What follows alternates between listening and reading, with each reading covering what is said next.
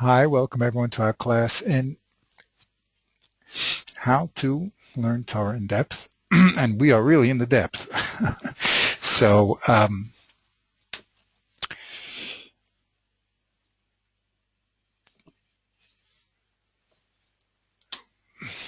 we're holding now in Shittas Rambam.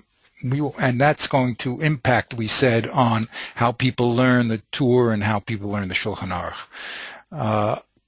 Up to this point, we've been learning, like the Rif, Rashi, Rabbeinu Tam, and the Rosh, that the argument between Reb Papa and Reb Huna was that Reb Papa said that Kesef and Metaltal and Subin and Meitav all equal partners, and Reb Huna disagreed when it came to Metaltalin. He said Metaltalin is only given when you don't have Kesef and Meitav. So, i.e., when I try to define Meitav, this magic word in the Torah, what did it mean? So Reb Papa said, well, Meitav is Kesef and all Metaltalin, and Meitav Karka. Those are the three things that fall into the getter of Meitav. Meitav Karka Pasuk, and then the two other very good things is Kesef and Metaltalin, because all Metaltalin are equal. Now, Rav Huna disagreed, and he said Metaltalin is not called Meitav, and therefore it's only given when you don't have Kesef and Meitav. That's how the Rush and the Rif, Rabbeinu Tam, all those people learned that. And the Rush just added the halachas like Reb Papa. Okay, now some people we read in the Torah and in the Shulchan Aruch want to push that into the text. I say push into the text. That's a loaded term. It may fit there nicely. It may fit there with dochuk, but that's a discussion that we're sort of going to be involved in. But whatever it is a group of people that want to say that the Rambam really is saying nothing new, and he's just holding Reb Papa like we, and the text is talking about a special case. Either the Sma says the Mazik's not around, or it's just to tell you in the Torah that we don't listen to the Nizak when he yells out Meitav. Okay, that's one set of people who are just talking on the Torah, the Shulchan Aruch, and also the Rambam. The other group wants to learn the Rambam Dafka, that he says when the Mazik has to pay and he has Metaltalin and he has Meitav, Meitav is the last choice. Okay. So here we have variations on the theme how it works. Okay. Not to confuse the issue too much, we're going to do three different variations. The important thing to note here is that the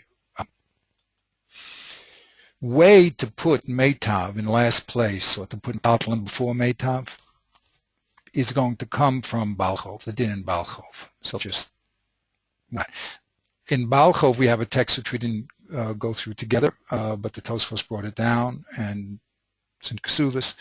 It doesn't seem that people are arguing about it. I say that rather guardedly, but there we see that Kesef has a precedent over Karka.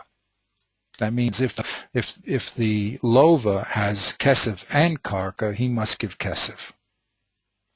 So the question is whether that preference impacts on our case in Nezik, and that's going to be the real question. The Rush went out of his way to say that these two cases are not analogous. That Balchov, the reason why the Malva can demand money is because the Malva gave him money, so he's a right to give it back, and that's not in the case of Nezikin. So the Rush split the two cases off, the Balchov and Nezikin.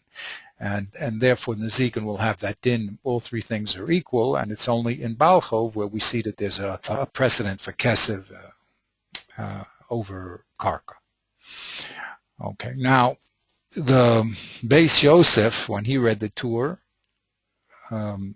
wanted to say that it was, you want to read the Torah Dafka, that you give Kesef or Metaltalin before Meitav, and he said we got that from Balchov. That's what he said.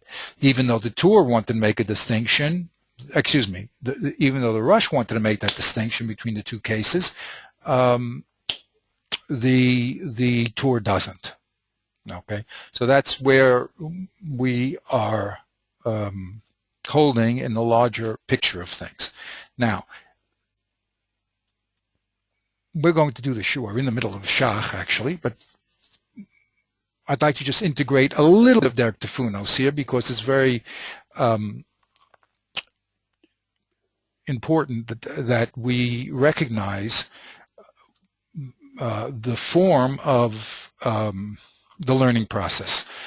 As I said before, I mean, I saw this little thing about making a legal brief, and they really described this form. You have to first say your subject matter. You have to bring the proofs why the case should go your way, and then you have to bring up the other side's reasons why it should go the other way and disprove them. That's basically the method that we're using, the Talmudic method. You have proofs and you have steers. How you do it is this very interesting setup that the Ramchal gave us. It's one of the geniuses of the Ramchal that he's able to categorize things so strongly and so briefly.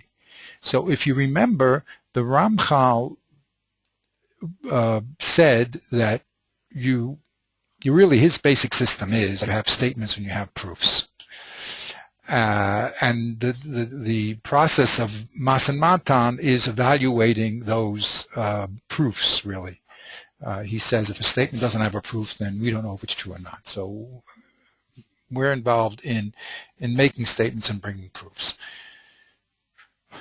And not only bringing proofs, and the opposite thing, of course, would be to remove a proof, because he says in the beginning of Derek Tefunos that the idea is that everything is up front. Whenever he explains that whenever something is debatable, it means it's debatable. It means that it's not obvious. If it was obvious, they wouldn't be having a discussion about it.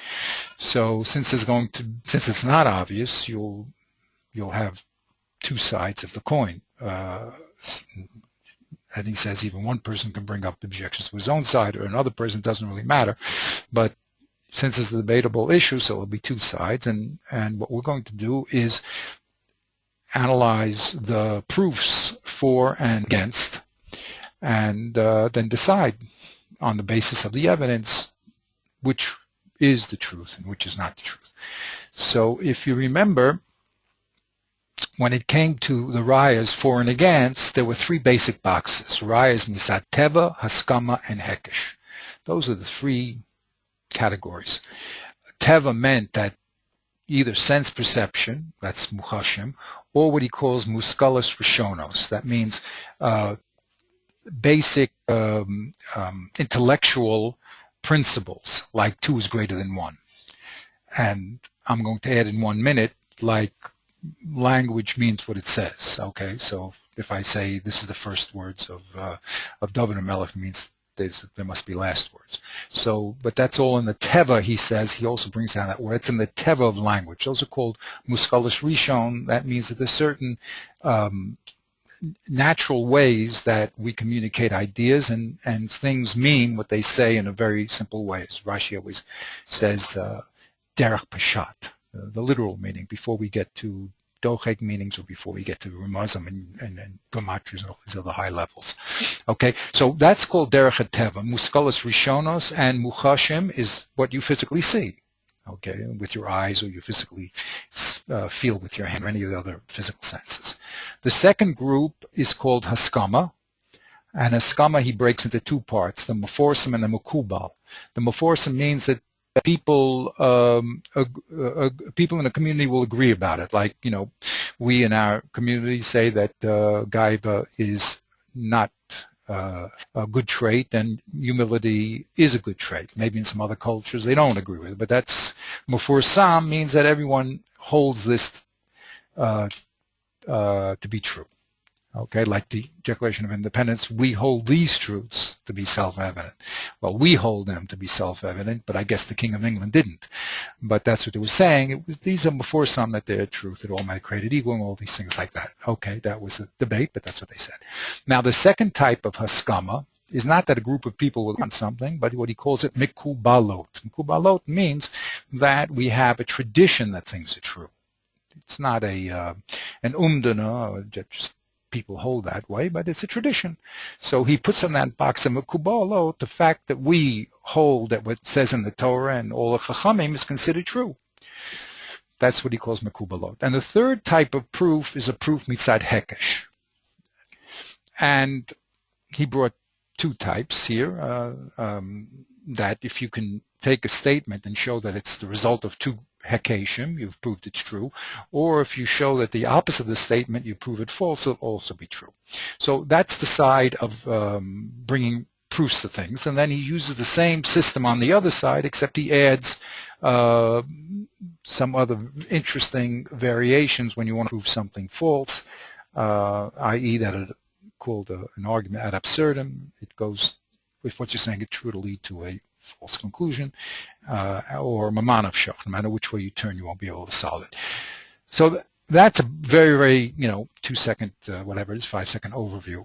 Why do I want to bring this up? Because in our investigation of the Shach, we see that the Shach is bringing proofs and disproofs from these categories, and it's just very interesting to watch it. So let's go to our text. Okay. Oh, I see. I'll have to do it this way.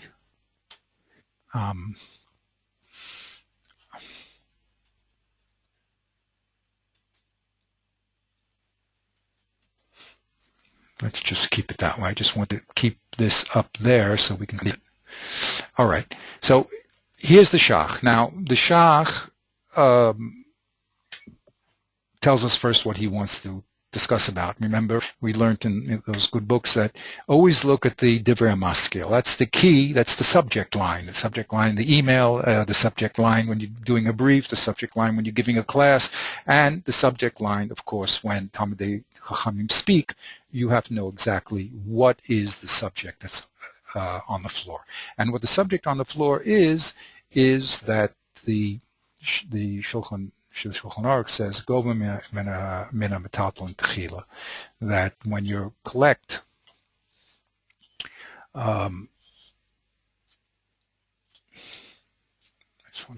here we go.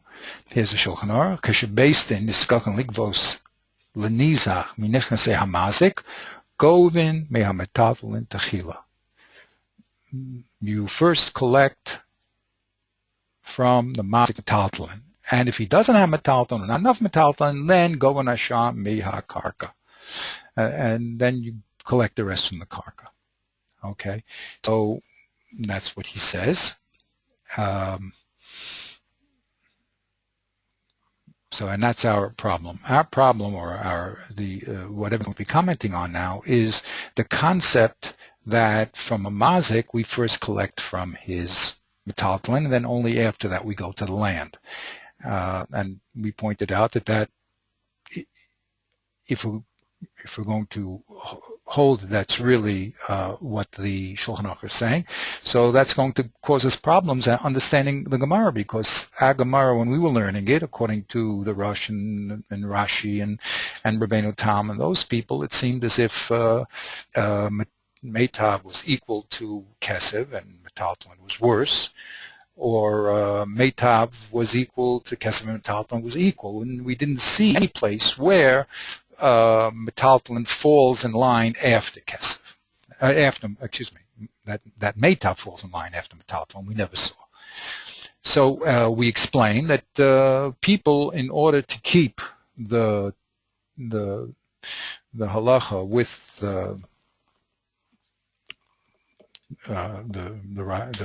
all those good people, Rashi and the Rif and the Rambam, not Rashi and the Rif and the Torah, no, Rashi, the Rif and the Rush, will reread the Shulchan Aruch and will reread the Torah. The first one that does that is the Sma. The Sma says it looks as if you read it, that we're giving a precedent of Metalton over Karka, but it's not true. We're talking about when the mazik is not around. Okay, Ein HaMazik Lifneinu. That's the only time we give it. But if the mazik was around, then Yad Mazik Al Yona, he can give any one of the three. And that's what the Sma said. And he said that the Shulchan Aruch is not like the Beis Yosef when he commented on the Torah, because when he commented on this, he said because of this problem with Balchov, so we're going to say that you really do collect metaltalin first. And the Yeshushan, the Beis Yosef. Okay, so that's when we look at the Divrei Maskil. So the first Divrei Maskil was Gov Metaltalin Techila. The Shah brings us the Sma, and the Sma learns that text with an Akimta. He says the text is not meant to be understood literally, but it's meant to be understood as when the mazik is not around. And it's that the Shah now is going to attack. That he's going to say the Sma is incorrect. And we're going to have to read the Rambam literally, that you first collect the metaltalin, and then only if he doesn't have metaltalin do you go to karka. And that will be the Shulchan Aruch and the Torah, and here is the statement of intention, subject line of the Shach. He says the das of the Rambam, the Machaber, is like the Yeshoshan, which means literally you collect first from metaltalin, then karka, and also that's the das of the Tur and the Shar Poskim, whoever they are, and that's going to be Iker Kamoshes, to show you that that really is true, that the halacha is that you really do collect from metaltalin before karka. And I'm going to prove that to you, says Shach. So the first proof he brings, and this is why, but that was just a statement of the subject line. He's going to disprove the Sma and prove the opposite is true. How is he going to do it? Well, first he's going to do it from and here's why I brought the Ramchal, Kubalot. What does that mean? Matzati b'nemuki Yosef reish perek ha-mocher perish shekotav lehedra. That the Rambam says, when it comes to Nezikin, he isle lakarko metaltalin kafinin le liten lo metaltalin over there. So the Nemuch Yosef, I won't flash back to it, says the words in the Rambam must be taken literally, that the mazik must give the metaltalin first. Okay, so that's why we call that in our system of the Ramchal, that's called a raya from Haskama. It's called a Mekubal. It didn't. An authority called the Nemuch Yosef said that in the Rambam. Okay, so we don't have to say that. So we have a proof here that according to this authority, the Rambam really is saying literally you collect first from metaltalin and then only after that the karka. So that's the first proof, raya mitzad mekubala. Okay, the second proof. The second proof is v'chein mashma vaday pashmi divrei Rambam. It's mashma pashmi divrei Rambam. The words of the Rambam say it. If you don't start setting up the Rambam in strange case, like mazik not around, that's what he says. Quote, kasha based in niskatin go metaltalin techila. Mashma dalei the based in aram ligbos techila metaltalin. He says when the based in is going to collect, it does from the metaltalin first. And he adds that's the din and eno talibaratz and mazik o and nizak, which we spoke about a little, but he holds that's the shach. This is the din. The shoftim say to the mazik, you are obligated now to pay. What do you have? Oh, you have all three items. You must, you have metaltalin, you have karka. You must first pay from your metaltalin, only then give the karka. That's the din. Now, what type of raya is this? Okay, so here I wanted to say this is what's called a raya mitzad teva. And because that's a muskal rishon. What's muskal rishon? That means, and the Ramchal used the word teva. The teva of the language tells us what it means. Correct? So that's a muskal rishon. The words say it. Now, if you're going to say otherwise, so then you're not following the natural meaning of the language. So that's the second thing of raya mitzad teva. Okay.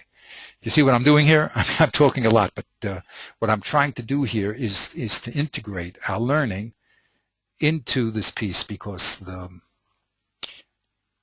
truth is that all the great rabbis speak this way. This is what the Ramchal says Darkei HaKodesh is. Darkei HaKodesh is that you make it and then you prove it.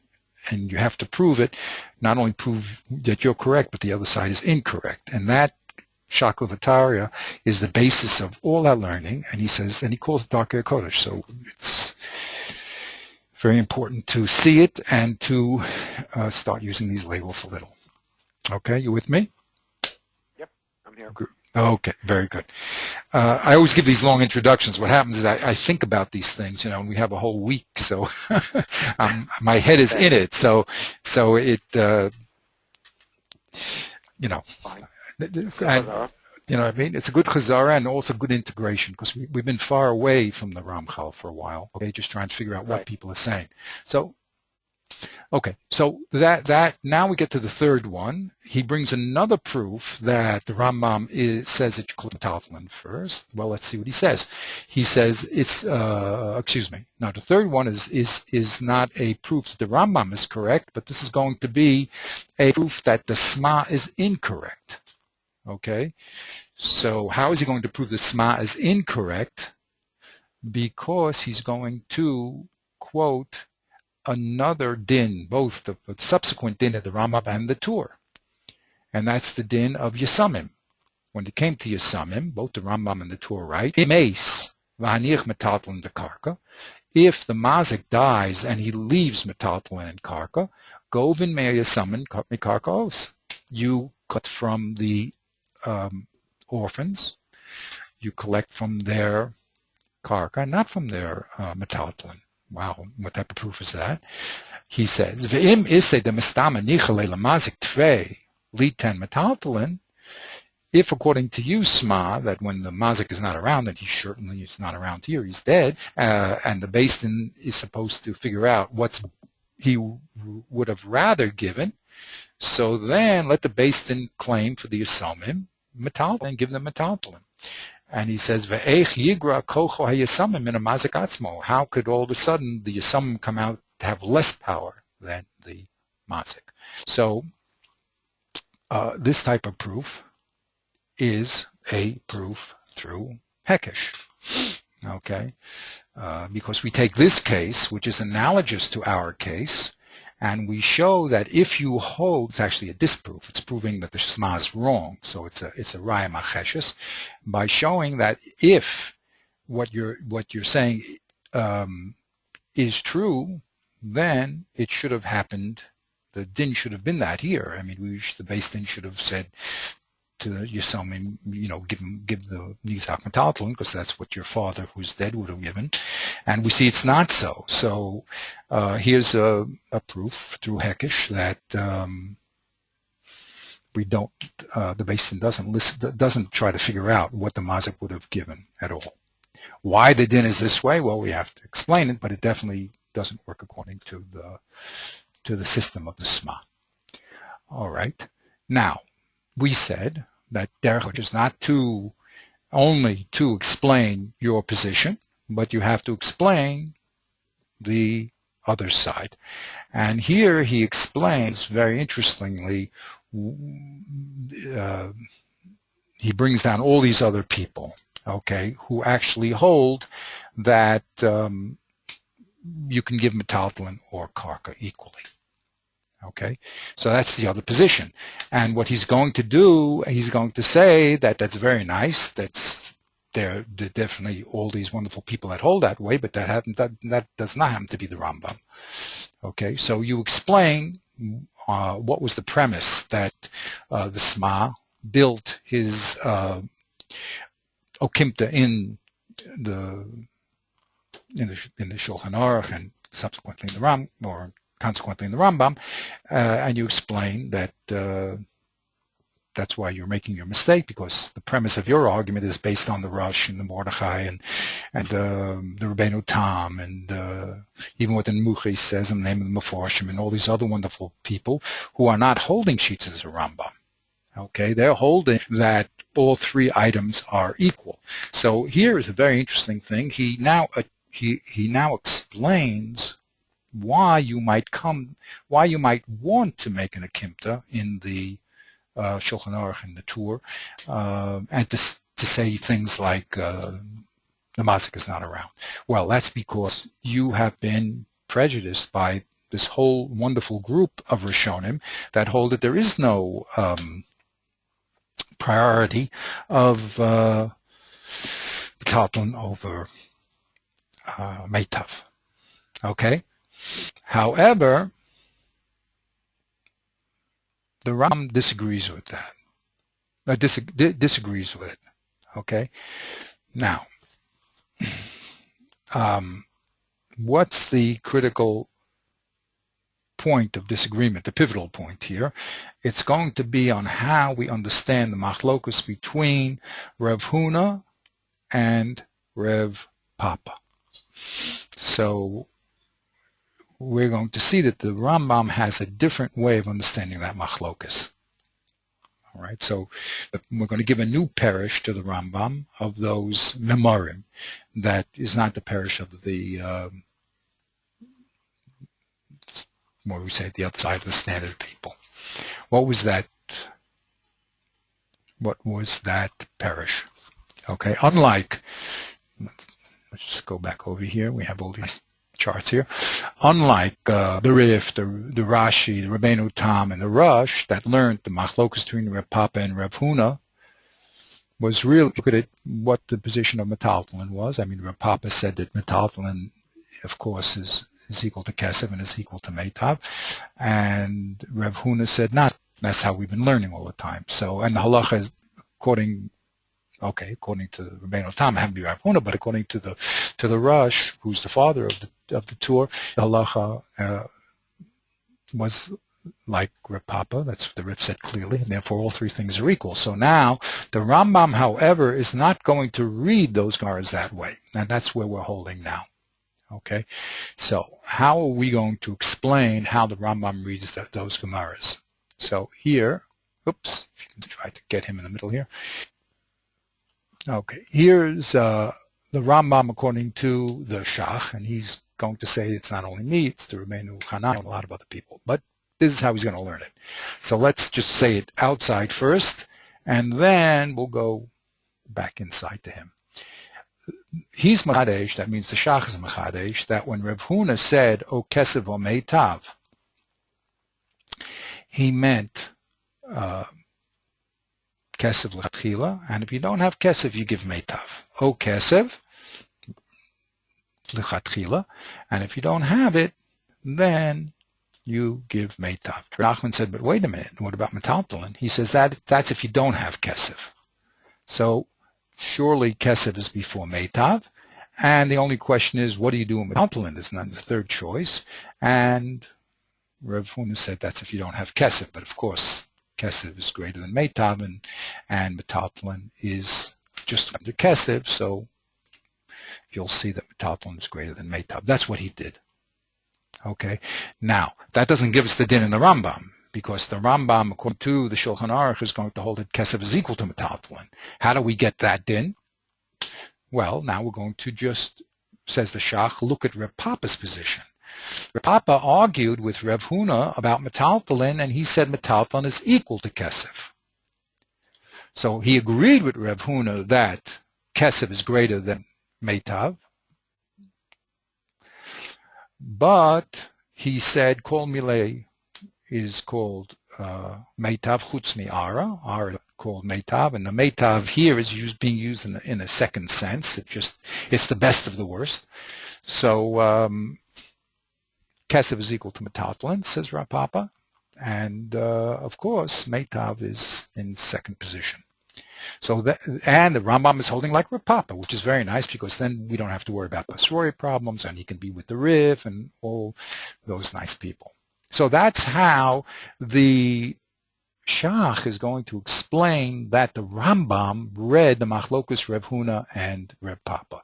He created what we called an unequal or statement, Kesef L'Chatchila and Meitav B'diavad, and then when Rav Nachman said, what do you do Metaltalin? He said, that's when you don't have Kesef.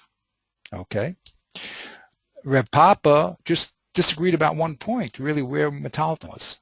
And he said Metaltalin is equal to Kesef, and it's not less than Kesef, that's all. And that's the how the Shach is now going to explain the Rambam, and the halacha is like Rav Papa. Now you'll say, why would you want to read the Gemara that way? At this point, we will talk about the Baal Chov, you see. The Baal Chov is now, he's going to explain to us, the Baal Chov now is going to force us, because the in Baal Chov, remember, that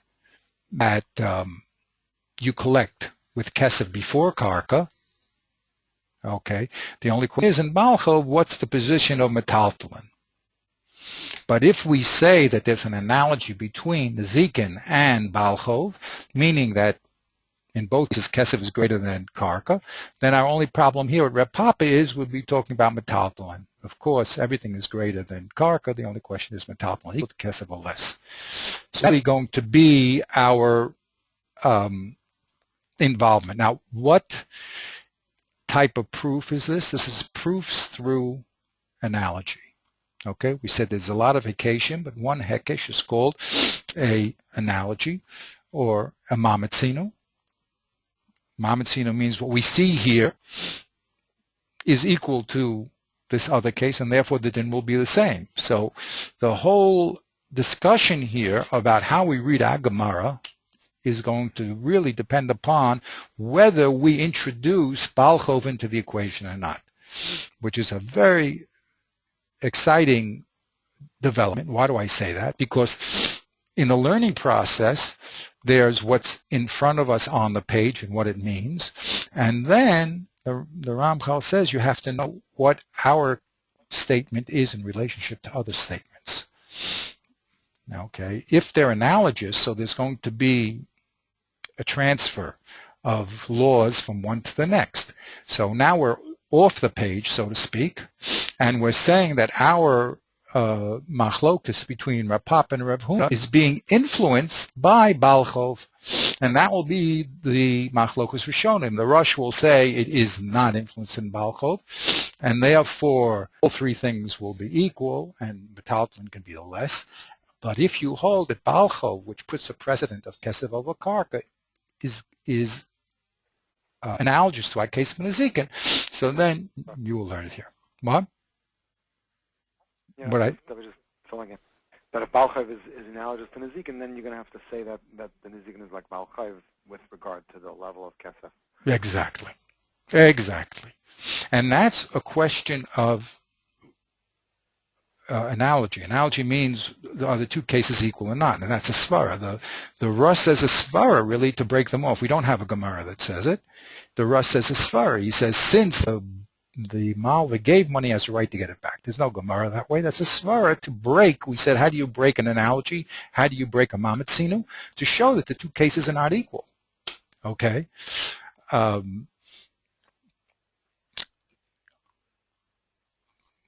The Nemuki Yosef said you may want to break the analogy because in Baal Chov you pay Baininus and in Nezikin you pay Meitav, so you can't move the dinim across. And he says that's not a problem because that is not a difference that'll make a difference. Because we'll have to, without going into that in depth. But our basic the excitement here is really whether we're going to make an analogy between Nezikin and Baal Chov. If we do, we're going to end up, says the Shach, with the Rambam, and if learning the Rambam this way. If we don't, then we're going to end up with the Rush and all those other people. So that's where we are holding, as I said, with all. After thinking about this for a long time and trying to make it as clear as possible. All right, so let's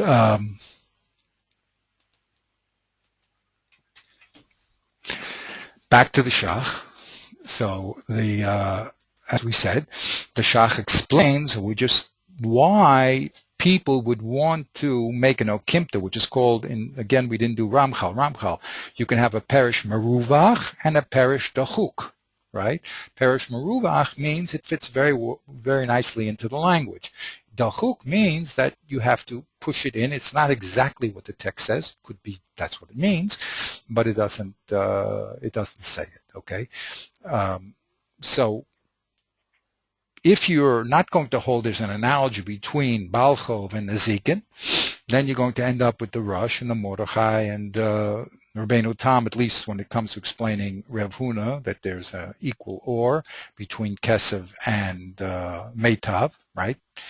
But if you're going to be like the Rambam, who says that there is an analogy, and then all of a sudden when you read Rev Huna, when he said, "O Kesev or Meitav," you'll read it like the Shach says, like I said it, which means "O Kesev" first, and only if you don't have Kesev, you give Meitav. Okay, and then he was asked about Metaltal, and that comes in right under Kesev. So that's the exciting explanation of the Shach. Okay, very, very beautiful way of explaining the Rambam in its simple way. Okay. Wow. Someone asked me, "Do people understand what you're talking about?" I said, "Yeah. If you study it enough, you're familiar with the text. You know." So now imagine. I mean, if someone got up and gave class in front of people, I mean, having people, if they're not prepared, you have to be prepared. Baruch Hashem, we're prepared, and we know what's going on. Okay. Now, that is to learn that Pshat in Rav Huna, to say that the O is not an equal O, is a very big Chiddush in language, because again, Raya Mitzad Muskal Rishon, when you say an O, it's an equal O. So he says he has to bring proof to that. So he brings a proof that he's correct from the Baal HaTruma, the Sefer HaTruma that quotes Rabbeinu Hananel. Okay, and Rabbeinu Hananel makes the statement. We looked inside. Of course, we want to look inside again, but we're trying to move forward a little. Rabbeinu Hananel says, "Meichachav," in the case of Rav Huna, Shaminan de lo misalchem lebalcho ba'ara. From here, in the case of Nezikin, we learn that we don't get rid of a debt with land, ella, except, hey, the kamlan the leisle zuze lemifrei mimnei, only when you don't have money. So he says, from this case of Rav Huna, we learn that if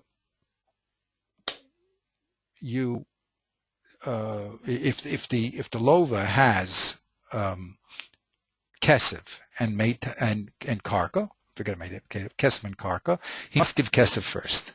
And the Rabbeinu Hananel said, we learn it from our case of Rav Huna, right? So how could that possibly be, says the Gedulei Truma. Everyone argued, well, how could the Rabbeinu Hananel make such a statement? Where do you see in Rav Huna that there's a precedent of kesef over karka, such that will make an analogy to Balchov? So we just told you, if you learn an unequal or, right, then you can have it.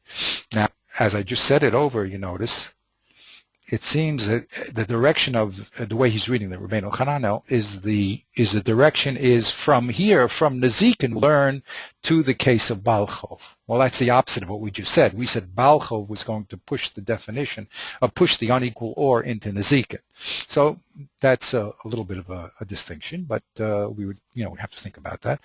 But the Shach wants to say, how could the Rabbeinu Hananel learn from our case of Rav Huna that in the case of Balchov, you have to give kesef before karka? How could he possibly learn it? So he says, you see, must be like I'm learning that O was an unequal or, and it meant kesef l'chatchila. If you don't have kesef, then you have to give metalton. And therefore, that is analogous to our case of Balchov, that if you have kesef and karka, you give kesef first, and there you have Rabbeinu Hananel. Okay? Now, the Gedulei Truma writes a parish on the Sefer Truma, and he attacks the Rabbeinu Hananel. And he says, I can't understand it. And again, if you look at it, we have to look at it carefully, of course, but he'll be going back to the same arguments that O is an equal O. And that's how Tosfos learned that as an equal O, and that's how Rashi learned that as equal O. And so how did you come on to this unequal O? It doesn't make any sense. Okay, but he says that, look, that's what the Rabbeinu Hananel did. He understood it. That was what Rav Huna was saying. Then he brought the Rivan. We last week. Not so easy to understand the Rivan, but he wants to say the Rivan holds the same way. And then he brings the Ram in the Nemuki Yosef. So let's see what the Nemuki Yosef said about the Ramah. Okay, he says Shekol haposkim halacha kareb Papa Reb Huna berei Reb Yeshua. Let's look at that. Okay.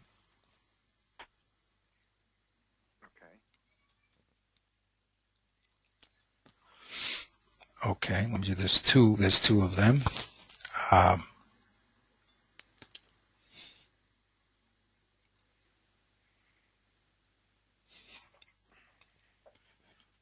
Here I have. Here's the line. Okay. Let's read together this Nemuchi Yosef, okay? And let's see what he wants to say. So you can now. I'm going to put you on the floor. Please read a little, okay? This. Right from there. Yeah. Okay. So I put it in gray. The pasuk, right? Bal habo yishalem kesev yashuv l'bal. The Michti, the Chesed Bal habo yishalem kesef yashuv l'amali. Basically, he's asking the Ramiyah of Abaye Terava. Leimi yishalem kesef l'bal v'l'bay yashuv. Now he's making a dikun in language first. He's making a dikun. Okay. Right. He's just saying, why did the pasuk say Bal Habor Yishalem Yishalem Kesef Yoshiv LeBaalav? Cut out the word Yoshiv, right? And just say Bal Habor Yishalem Kesef LeBaalav. Why do we? He's showing why this word Yoshiv is extra. Okay, you with me? Right.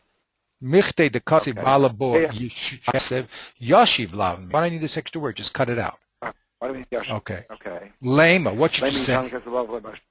Right. Okay. Yes. Let it just say Ella. The Rabbi Sheva Kesef. The Yashav is coming to include Sheva Kesef Afilu Subin. The Mashmakar Shavos. Okay. How do we know Afilu Subin? Subin. He's saying the Mashma Kar Shavos. The word Yashav has a inference of including anything. Whatever you're going to return, right? Anything, even. And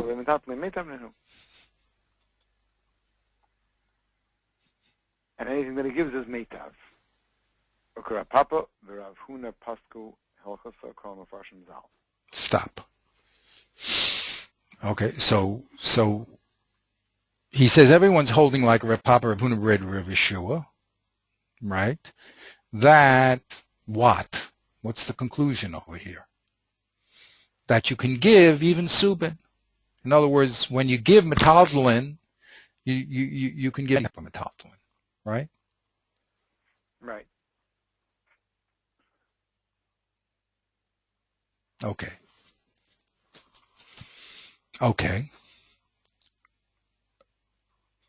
So that's what he says. So that's the Muki Yosef. That's the first part. Now he continues. Right. Oh, Ksivra Mazal.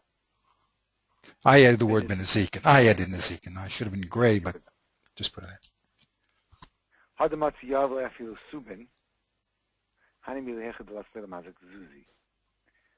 This that you give subin is only where the mazik does not have the zuzim. So it's not an equal preference, like it would sound like from the Nemuki Yosef. But he's saying that there's a condition, that the condition is that only if he doesn't have zuzim, then he can give subin. Right. So the first stage, and I just want to be clear about this as we go through it again and again, the first stage is just to say that in metaltalin does not admit of madregas. It doesn't. There's no madregas in metaltalin. There's no meitav in metaltalin. Even subin is. That's the first step. Now we have another problem: whether Kesiv has a priority over metaltalin. Right. So he says, according to the Nemuki Yosef. The Nemuki Yosef, well, the Ramah doesn't. The Ramah, exactly. The Ramah is saying that Kesef comes first, and then if he doesn't have Kesef, then he could give Subin. Correct. So this kesef is definitely first, subin is second. The Mukiyesa was quoting the Ramah. It could be he holds the Ramah, could be he doesn't. It doesn't like he holds like him. Okay. That's another good question, but he does quote him. Okay, and he continues, and he says, The din is true also for Baal Chayiv. now I don't know who's talking here, by the way. I don't know if it's a continuation of the Ramah or the Nemuki Yosef started talking. That always bothered me. Okay, but whatever it is, what we're going to import the din from Nezikin to Balchov. And I don't, that's also not said properly. The two cases are analogous. Okay, I don't know how the learning happens, but the two cases are analogous. So what goes on in Nezikin, i.e. the preference of Kesef over Subin, is going to apply to Balchov. Right? The inner workings we don't know. It started in Balchov, moved to Nezikin, it started in Nezikin, moved down to Balchov. We don't know. Okay? Okay. So that's Baal Chayiv. So he's saying Baal Chayiv is the same, but there's a preference to Kesef first, and then to Subin. Correct. The Gabe Mekach Tois, the Havale Meicher Ke Gazlan, with regard to Mekach Tois, I guess that means that what's the case of Mekach Tois, where the buyer was not aware. The buyer wants, the buyer buys an ox. He thinks ox is for plowing. It turns out to be for, he was a gorer, right? So he goes back to the mocher and he says, oh, my dear friend, what did you give me this type of ox for? So the din is in all sorts of conditions, but basically it was mekachtos. So now the buyer wants his money back. Right. Okay? So first of all, the Mukiyah says that mekachtos is like a gazlan. Avle meicher ke gazlan. Right. I guess that's if he did it intentionally. Yeah, that's an interesting, again, analogies here, you see? Analogies. Right. But he says mekachtos, yeah, he's trying to rip off the guy. That's what normally a mekachtos is, like you said, intentionally. Right. Okay. The gazlan chad michavdalad avos nezika megabe meitav. I mean, perak hameicher gabe hameicher shar lechaveirai. This is the Gemara of Meklas. Either leka lishtalu mina lishkol tura bezuzi. Yamin hasam the ias lezuzi lamat yam lishkol tura bezuzi. So you see clearly that Mekachtais follows the same pattern as we're saying by Baal Chayiv and prior to that by Nezikin, that Zuzi comes first. Because right. It says it clearly. If he has Zuzi, he cannot tell him Shkol Tura Bezuzi. Right. He has to take this. He has to give him the Zuzim. Right. Okay. Very good. Now he adds. Now, until now he didn't say that he had a proof or he had a svara, how he knows that Baal Chayiv has the same din, but there's a preference to Kesef. Now it sounds like he's going to say there's a mashmais, that Baal Chayiv has that din, from right. Perak HaKaisef, Gabeahu Taila Ma'isa Ba'akum Hava, that there was somebody who said that his money was by the guy. What was that case again? The case was that the lova has some nice money on the table. The malva comes and says, "I'd like my loan back. So give me the money." He says, "Oh, this money belongs to a guy. It's not my money." Okay, so he had a right to the money. And then there's a whole, again, there's a few Gemaras that we didn't do. We're going to have to, as I said, go carefully into all these different Gemaras. But let's be a little sloppy here and just say, over there we see that the Malva had a right to demand the money. Okay, and the only reason why he couldn't take the money is because the Lova said it's not his money. Okay, but normally, he can take the money. He doesn't have to take land. Okay, anyway, that case over there was something we're really going to have to look into. Okay, but let's just agree with him that that case over there shows that in a loan, if you have money and karka, you, the malva, have a right to demand money. Okay, it's mashma hachika. Other people may disagree, but it's mashma. He just wants to bring again another rise. You said the connection between Nezikin and Baal Chov is a svara. Right. And now he wants to bring a raya from an actual case of malva and Baal Chov, that when you have money, you can demand it over the karka. Okay. Right. All right. Now, v'chein mashma. Milish and Damin and Hacha. Here in that case, Nezikin. Di'ila mizdav and Hacha, mizdav and Hacha. Tishamina mina dekula milsa lezmune le lenizik the main Nezikin bezuzi. Wow. Okay. That's very interesting. The lashon of the Gemara is mashma that there's a preference to kesef. Why? Because what's the svara that you could give metaltalin dila mizdav and hacha? The mashmais of that is that the whole purpose is to be able to obtain cash. Yes. And since the whole purpose is to obtain cash, it must be that cash is the first preference. Zuzim Right. is the first preference. Right. The chivan de mehai taimahu, since that's the reason why it could be any metaltalin is equal. The mela mashma the chiyus le lamaz zuzim mechayev lamesav lezuzi. Right. Now, there's another beautiful mashma'ut, okay, because nothing's written black and white, but he reads Reb Papa and he says, look, when Reb Papa said that kol mile meitav bar miara. Now, what's the essential quality that separates metaltalin from ara? That if Whether it's you movable. Meaning the mazdab and achi, right? That you're going to get your money back, right? Right. Right. Right. So since that's the svara that made metaltalin better than karka, that you can get your money back because there's more customers. So he says it's mashma that metaltalin should also be better than meitav. Excuse me. If you have the real thing, right, that's and better metaltalin, right, exactly. So if you have zuze, it should also be zuze should be better than metaltalin.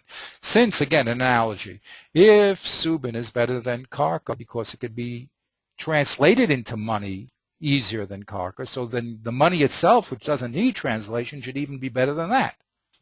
Right. Okay, so that's a svara that he says in our case of it's mashma. It's a svar. It's a mashma. Well, I don't know. You're right. It's not really a svara. It's mashma from the way that we analyze the relationship of metaltalin and kesef. That kesef should have a priority over metaltalin. Right, because if you're comparing everything to kesef, you're saying, well, I could sell a metaltalin here and sell it there for the same value. It must be the goal is to get the cash. Otherwise, why are we talking about how you're going to sell it? Right. But notice it's you don't have what I say is svara because you don't have a solid proof here. But it's mistavra. It's mistavra. It's mistabra that this mashmois is a good mashmois. Is that what you're saying? Exactly. It's mistavra that exactly. Okay. So now let's go a little weiter. V'chein hadin b'Baal Chov. Now he's saying, look. Now, you see, what's happening here is very, very delicate. We don't know if this case of Nezikin is going to show us about Baal Chov or Baal Chov is going to show us about Nezikin. That's where we started off today. Okay? Here it looks as if he's saying, look, if you look at the case of Nezikin and if you look at the case of Reb Papa, you'll see that there's a preference of kesef over metaltalin in Reb Papa. and that of metaltalin over. there's a kesef of, I'm sorry, there's a taste, there's a, say here, mashmalei islay lamaz hegzei mechayiv leisele. Kesef. There's a kesef is first. Right. All right. Since we're looking about everything in terms of kesef, then kesef itself should be first.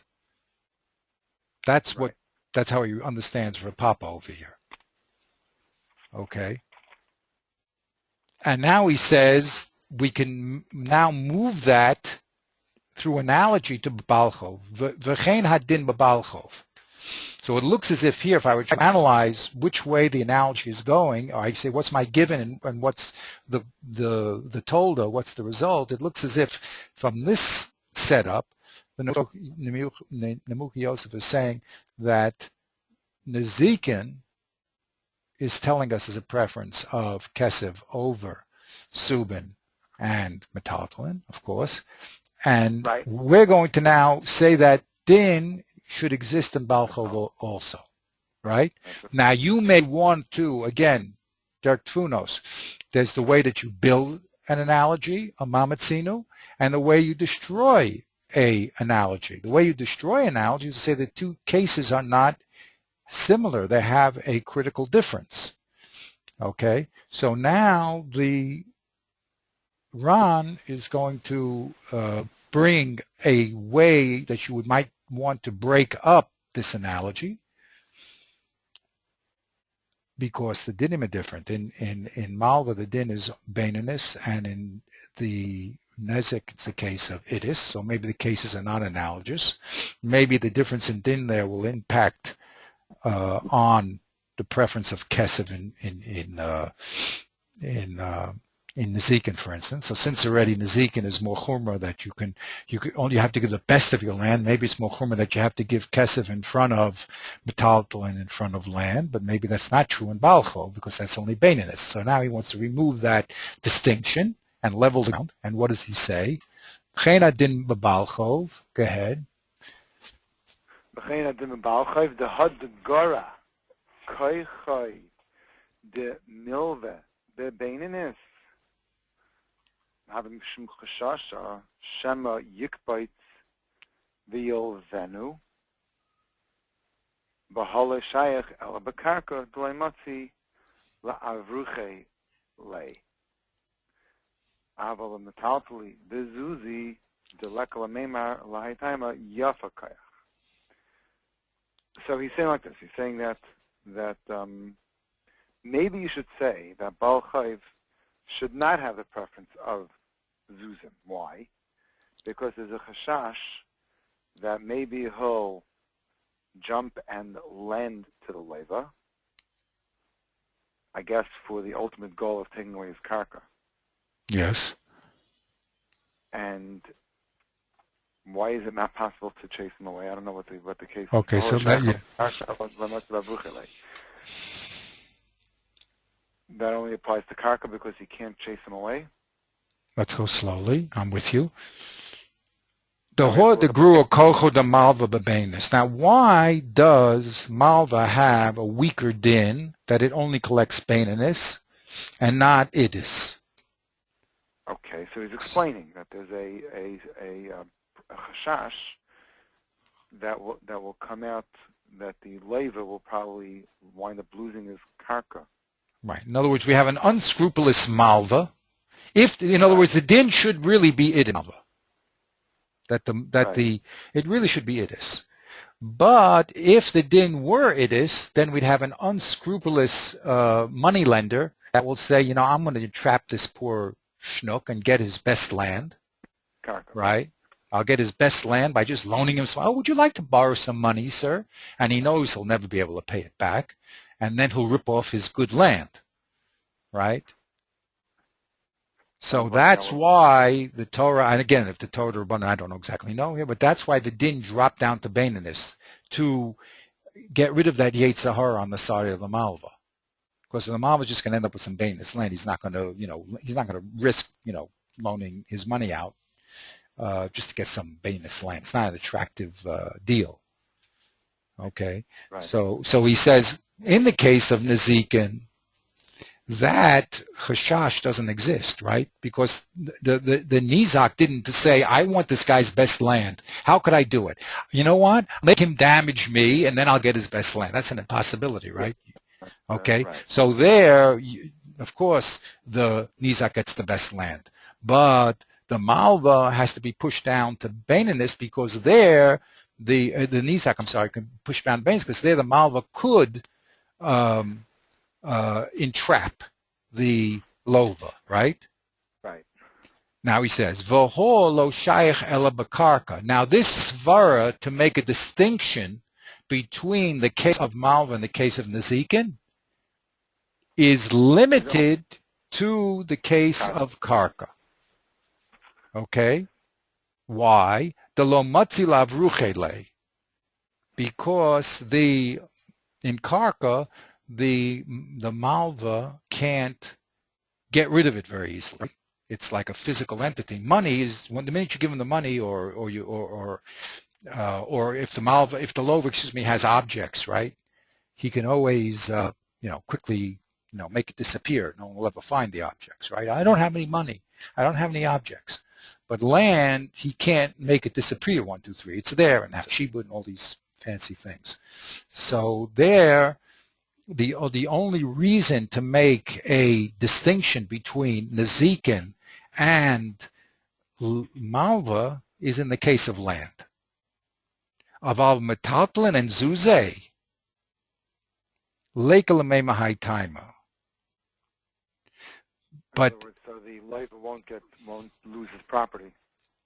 Right. The malva is not attracted to the metaltlin of the lova, right? Such that he'll loan him money to try to grab it, right? Because the lova can always slip away that metaltlin. It's just he can level. He could just give it to his children. He can get rid of it real quickly. So there's no real excitement on the side of a malva trying to entrap a lova.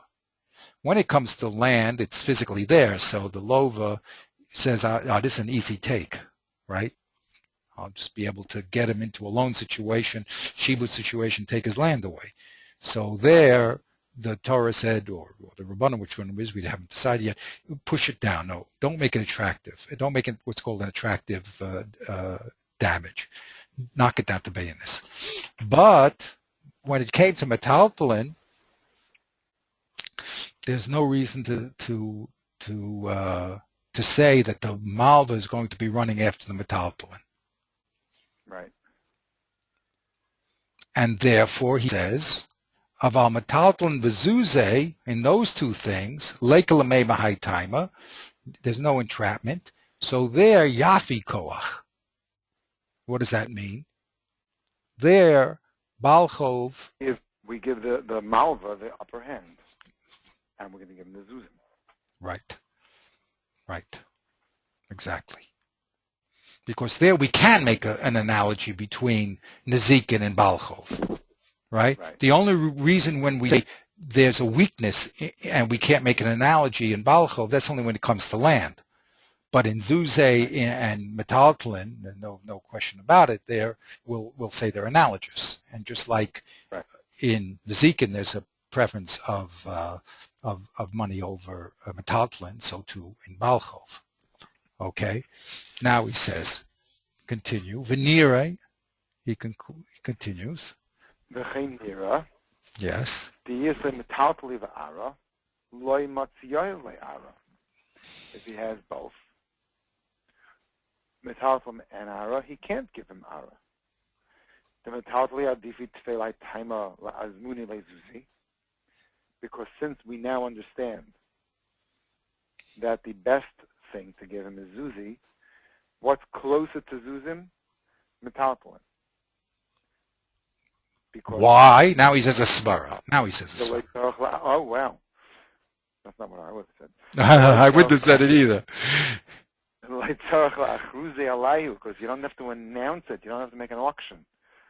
You could just go from person to person. You can sell it easily, I guess. Yeah, just put up exactly. So many people out there in the shuk, right? You don't have to say for sale sign, get the guys coming around, what do you want? Do you want? 3 guys interested, go over to them, I mean. Right. Okay. Right. Yeah. Right. With the okay. And number two is a krach. And I mean, mashma the hedya, the hedjiksev, achutz tamoid. I saw the base of avot. The stomach, the islay bias mashma. Wow. I never thought of that one either. What is he doing here? Never have thought of that one. So he's saying that, what is he doing? He can't get paid back, so he's coming to take a mashkin. Right? That's the. I think he's He collecting can't the go loan. outside the house to take the mashkin. Is it the Right? mashkin? No, it's Why the loan. The malva is coming to collect loan, and the rule is the malva has to stay outside the poor man's house, right? Right. The Torah says to him, "B'chutz tamod." Don't go into the guy's house and start, bothering him. Hey, I want this, I want this. Stand outside, Mr. Malva, and request your loan, right? Right. V'lo Right. tavo eso la'avot. Don't go to the house to collect your loan. Don't go inside the house to collect your loan. So says the Nemuki Yosef, the stama de islay bias mashva. In other words, but what's the point? The stomach is a bias, and the point is that he's not taking the house away. Exactly. That's what he wants to learn. This So is he didn't get paid back. The problem is that this malva didn't get paid back just yet. Right? right. So there's an ongoing exchange between this malva and this leva, and the malva is telling the leva is telling the malva, stand outside. You can't come in and take anything from me. And he says, why not? So why doesn't the malva just take the house? Is that what he's saying? Let's be a little careful. The pasuk says to the malva, you must wait outside and wait till the lova takes out from his house what he needs. Right. So he's saying, wait a minute, we're talking about a case where a lova has a house, right? And he has metaltalin. So if you're going to tell me that the mazik can take karka before metaltalin, how come he's not taking his house away? Right. That's right. Right. Okay. We're saying the same thing, I think. Yeah. Okay. Anyway, something here. Okay. So again, all these things have to be really, considered carefully. Right. What do we see here? The Nemuki Yosef is actually learning the din in Balcho from our case in the Zikin. Right. So the Shach now says, wait a minute, gentlemen, it must be Nezikin, as I said to you, has a preference of Kesef over Metaltalin. Right. Or and of course, Kesef over Karka. And then Mamela, it's going to be also over Metaltalin. Again. Back shorter. Okay. If we're going to make an analogy to our case of Balchov, right? So it has to be that metaltalin is greater than karka, or kesef is greater than karka. Which one? Both of them actually. Okay. So how could you say, if you're going to say that kesef is equal to karka, so you'll never get to this position that kesef has a preference over it. So I'll tell you that I'm correct, that Rav Huna said, "O kesef," and if you don't have kesef, meitav. And when it's about metaltalin, he just said that that's second best to kesef. But of course, both of these are better than meitav. And Rav Papa, of course, says they're both equal and not meitav. Now, this setup, by the way, is not exactly what we just read, right? That's why it's not exactly working how we just read it. Right. Why do I say that? We have to go back. Let's just see let's see what he says here. Okay, just one second. What's happening is how in. Let's just go back here.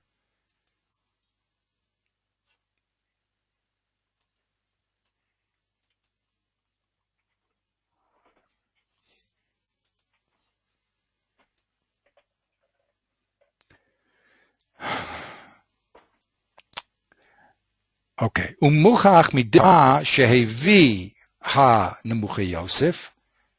That's what we just read. Shekol ha-poskim pasku halacha karev papa v'Rev Huna b'Rei Yeshua. V'kosev haramor ayin sham, demuchach desforele haramor, v'kosev, that's the Nemuch Yosef, wrote about the Ramah.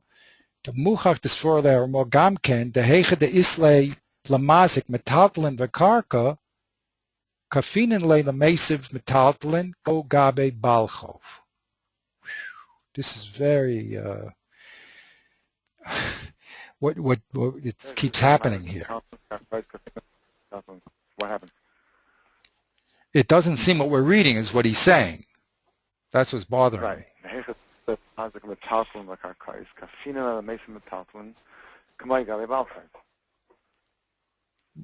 Again, direction. What is the source and what is the target?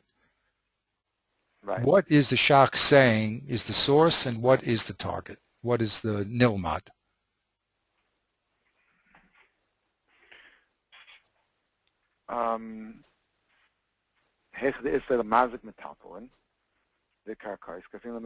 So he's again. So he's going over here.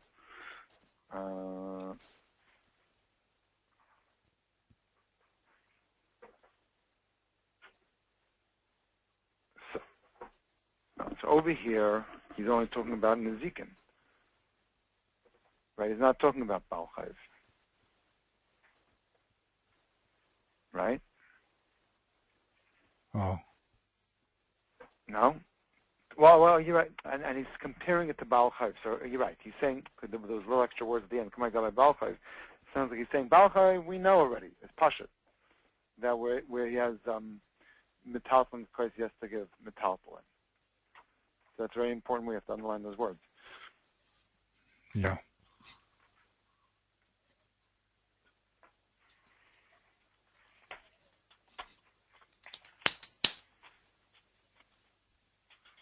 Say again. The Heiche de Islay, he says, the Muchach, the Sforle Ramah Gamken, the Heiche de Islay, la Mazik, when the Mazik has, okay? Metaltalin. Yeah. When it has Metaltalin and Karka, confinen le Lamese of Metaltalin. Metaltalin and Karka, we force him to give Metaltalin. Right. Like in the case of Balchov, when he has Metaltalin and Karka, we force him to give Metaltalin. Right.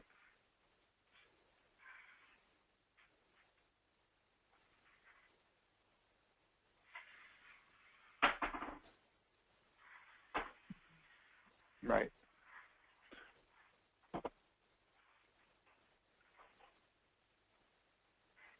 Okay, I'm going to have to stop soon. So Okay.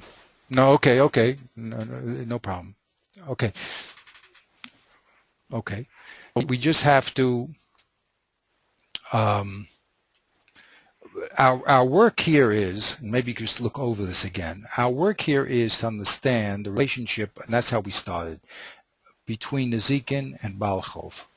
What exactly is being said? Is one case the source of another case or not? Okay, and what does he want to do? Okay, what does the Shach want? There's two things here: what they say, what he says they say, and what his goal is. Those are the three things that we have to get very clear here. And what happens is we have these two cases and three variables that are constantly being juggled around, so we have to be very careful, and he's writing very quickly. So let's try to do that next time we get together, okay? If you have a chance to look at it, it would be very helpful, okay? Okay. All right. Yep. Okay, have a great day. Very interesting. Okay. Okay, Very be good. well.